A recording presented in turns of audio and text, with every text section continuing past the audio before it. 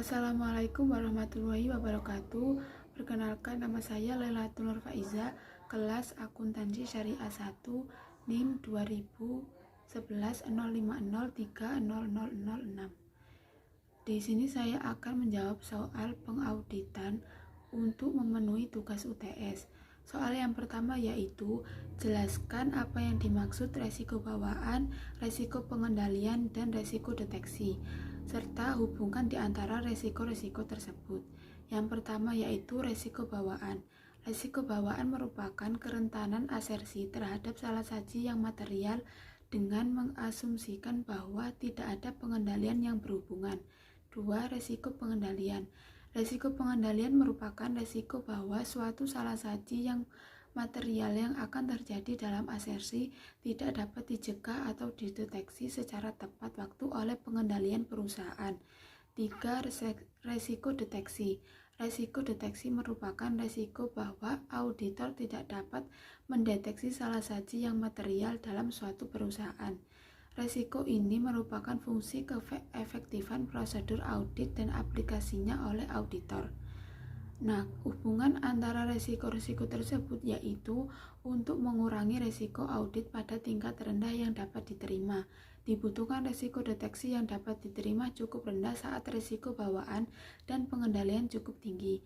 Sebagai contoh, jika struktur pengendalian internal efektif dalam mencegah atau mendeteksi adanya sejumlah kesalahan, misalnya resiko pengendaliannya rendah, maka auditor dapat melakukan pengujian substantif yang sedikit efektif atau resiko deteksinya tinggi. Alternatifnya, jika saldo akun lebih rentan terhadap kemungkinan salah saji atau resiko bawaannya lebih tinggi, maka auditor harus menerapkan prosedur-prosedur pengujian substantif yang lebih efektif atau resiko deteksinya lebih rendah. Ringkasnya yaitu lebih tingginya penilaian risiko bawaan dan risiko pengendalian, maka auditor harus memperoleh banyak bukti audit dari prosedur-prosedur substantif yang dilakukan. Terdapat hubungan terbalik di antara risiko deteksi dan gabungan dari risiko bawaan dan risiko pengendalian. Misalnya, risiko bawaan dan pengendalian cukup tinggi. Kebutuhan risiko deteksi yang dapat diterima cukup rendah untuk mengurangi risiko audit pada tingkat rendah yang dapat diterima. Dengan kata lain, ketika risiko bawaan dan risiko pengendalian cukup rendah, maka auditor dapat menerima risiko deteksi yang lebih tinggi dan masih dapat mengurangi risiko audit pada tingkat yang rendah yang dapat diterima. Soal yang nomor 2 yaitu sebutkan hal-hal yang harus dipertimbangkan oleh auditor dalam menentukan imbalan jasa profesional dan jelaskan apa yang dimaksud dengan lowballing. Menurut Peraturan Pengurus IAPI Nomor 2 Tahun 2016 tentang penentuan imbalan jasa audit laporan keuangan, dalam menentukan imbalan jasa audit anggota harus mempertimbangkan yang pertama yaitu kebutuhan klien dengan ruang lingkup pekerjaan. Yang kedua, waktu yang diperlukan dalam setiap tahapan audit. Yang ketiga, tugas dan tanggung jawab menurut hukum atau statutory duties.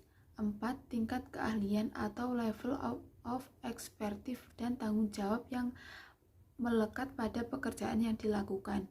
5. Tingkat kompleksitas pekerjaan. 6. Jumlah personel dan banyaknya waktu yang diperlukan dan secara efektif digunakan oleh anggota dan stafnya untuk menyelesaikan pekerjaan. 7. Sistem pengendalian mutu. Dan yang terakhir yaitu basis penetapan imbalan jasa yang disepakati. Nah, artinya lowballing sendiri yaitu auditor menetapkan audit fee atau harga auditor yang lebih rendah ketika klien pertama kali mendaftar yang bertujuan untuk mendapatkan klien yang lebih banyak dan lebih cepat. Soal yang nomor 3 yaitu mengapa kode etik profesi akuntan atau kode etik akuntan Indonesia Publik itu diperlukan, baik untuk akuntan publik atau akuntan internal.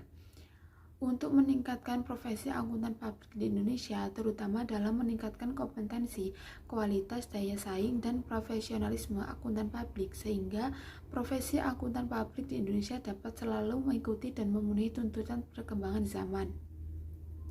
Sekian dari saya, kurang lebihnya mohon maaf.